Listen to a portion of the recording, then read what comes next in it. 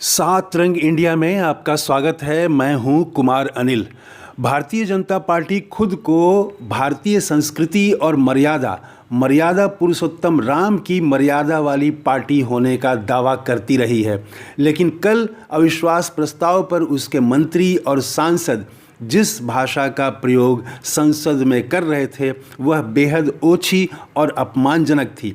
ये भाजपा ही है जो लालू प्रसाद पर फूहड़ भाषा बोलने का आरोप लगाती रही है, लेकिन कल जिस भाषा में भाजपा के मंत्री और सांसद लोकतंत्र के मंदिर संसद में बोल रहे थे वह लोकतंत्र के लिए लज्जाजनक बात थी और इसीलिए राजद अध्यक्ष लालू प्रसाद ने भाजपा की क्लास लगा दी। उन्होंने भाजपा को भड़काऊ जनता पार्टी कहा। लालू प्रसाद ने कहा, संस्कार विहीन, मर्यादा विहीन भड़काऊ जनता पार्टी के नेता, मंत्री और सांसद गुंडे मवालियों की तरह सड़क छाप भाषा और गाली गलौज पर उतर चुके हैं। 2024 की स्पष्ट हार को देखकर लोकतांत्रिक मर्यादाएं, परंपरा, संस्कृति, स्वस्थ संवाद को छोड़कर डर से बुरी तरह बौखला गए हैं। ये लालू प्रसाद के शब्द हैं।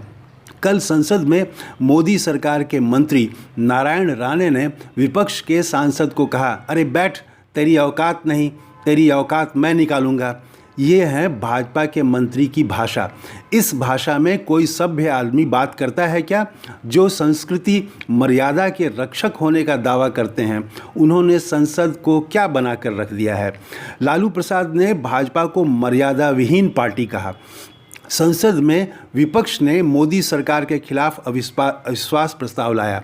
प्रधानमंत्री मोदी मर्यादा और परंपरा का पालन करते तो जब अविश्वास प्रस्ताव पेश हुआ तो उन्हें लोकसभा में मौजूद रहना चाहिए था। यही मर्यादा है और यही संसद की परंपरा रही है।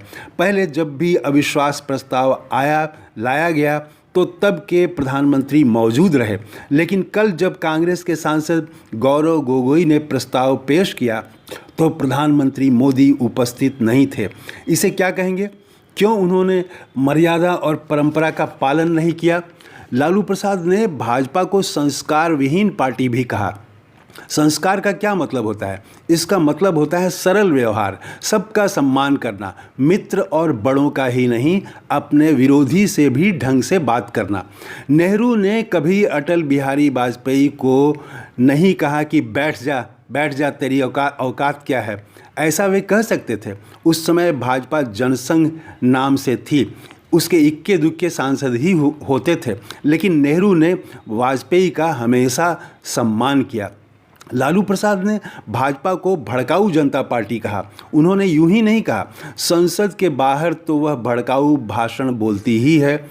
आज के मंत्री दिल्ली के चुनाव में क्या नारा लगा रहे थे आपको याद होगा। तब वे केवल सांसद थे।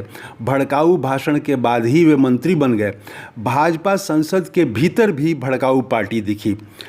आपने कांग्रेस के गौरव गोगोई का भाषण सुना होगा, अगर नहीं सुना तो ज़रूर सुन लीजिए।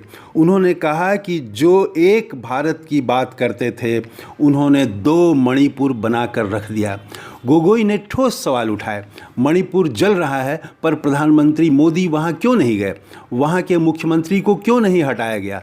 ठोस सवाल किए। और भाजपा तथा एनडीए की तरफ से प्रथम वक्ता निशिकांत दुबे खड़े हुए। उन्होंने गोगोई के एक भी सवाल का उत्तर नहीं दिया। उधर राज्यसभा में एक मंत्री पीयूष गोयल ने विपक्षी नेताओं को गद्दार कह दिया। लालू प्रसाद ने सवाल उठाया कि क्या यही है स्वस्थ संवाद का तरीका? निशिकांत मणिपुर पर एक लाइन नहीं बोले। अजीब हाल है, वे राहुल गांधी और सोनिया गांधी पर व्यक्तिगत आरोप लगाते रहे। क्या लोकतंत्र की सबसे ऊंची संस्था में इसी तरह बात होती है? यह न भारत की संसद की परंपरा रही है और न ही किसी अच्छे शासक दल का गुण होता है। कल भाजपा की बौखलाहट साफ दिखी। लालू प्रसाद ने कहा कि भाजपा को 2024 की हार दिखने लगी है। आपने सुप्रिया सुले का भाषण नहीं सुना तो ज़रूर सुनिए, उन्हें भी सुनिए। विपक्ष कल पूरी तरह मर्यादित दिखा, देश के सवालों को उठाता हुआ दिखा, और भाजपा उसके जवाब से आप तय करिए कि उसने कल क्या किया।